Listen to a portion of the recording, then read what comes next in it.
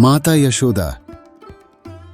माता यशोदा के सौभाग्य की तुलना किसी से भी नहीं हो सकती, क्योंकि भगवान श्री कृष्ण ने स्वयं उनका पुत्र बनकर उनके पवित्र स्तनों का पान किया तथा उन्हें वात्सल्य सुख का अनुपम सौभाग्य प्रदान किया।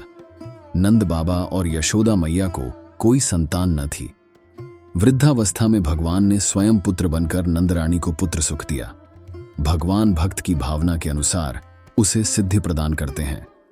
यशोदा जी ने पूर्व जन्म में धरा रूप में तपस्या करके भगवान को पुत्र रूप में प्राप्त करने का वरदान प्राप्त किया था, जिसके परिणाम स्वरूप श्री कृष्ण देवकी और वसुदेव के माध्यम से जन्म लेने के बाद सोती हुई यशोदा जी की गोद में पहुंच गए। नंद भवन में पुत्रोत्सव से संपूर्ण व्रजवासी आनंद से थिरक उठे। एक बार भी जो नंदरानी के नीलमणि को देख लेता, उसका मन उसी चितचोर में अटका रह जाता था। नंदरानी आंखों की पुतली की भांति अपने श्याम सुंदर की सुरक्षा में लगी रहती। नंदरानी यशोदा का यह बालक अद्भुत था। एक दिन कंस प्रेरित पूतना ने स्तनपान कराकर इसे मारना चाहा, तो यह दूध के साथ उसके प्राणों को भी पी गया। यशोदा मैया के वात्सल्य के साथ श्री कृष्ण भी धीरे धीरे बढ़ने लगे।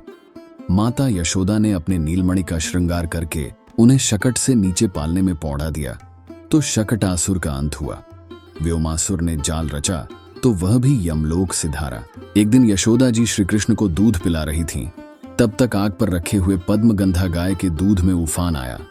यशोदा जी अपने नीलमणि को बैठाकर दूध को देखने गईं। श्री कृष्ण को छंछलता सूझी। उन्होंने दही की मटकी ही फोड़ डाली। माखन बिखर गया। माता बड़ी कठिनाई से अपने श्याम को मना पाई। श्री कृष्ण ने मिट्टी खाई।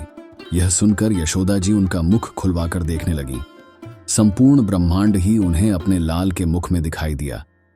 यशोदा जी विस्मृत हो गईं। श्री कृष्ण ने वैष्णवी माया का विस्तार किया और वह माता के विश्व दर्शन की स्मृति को बहा ले गई।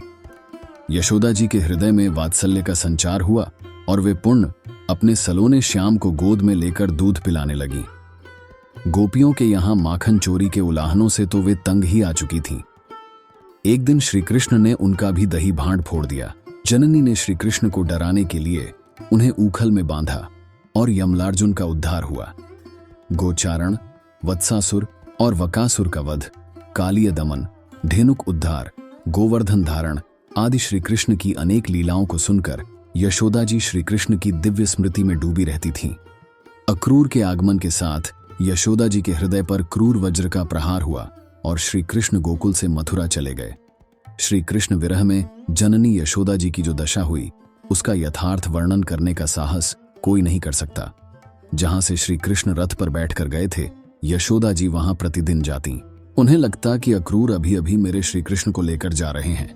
वे चीत्कार कर उठती, अरे कोई मेरे श्री कृष्ण को रोक लो, अक्रूर उसे लिए जा रहे हैं।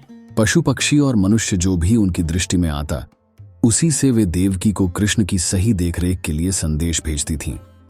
माता को सांत्वना देने के लिए श्री कृष्ण ने उद्धव को भेजा, लेकिन वे भी जननी के आंसू नहीं पहुंच पाए।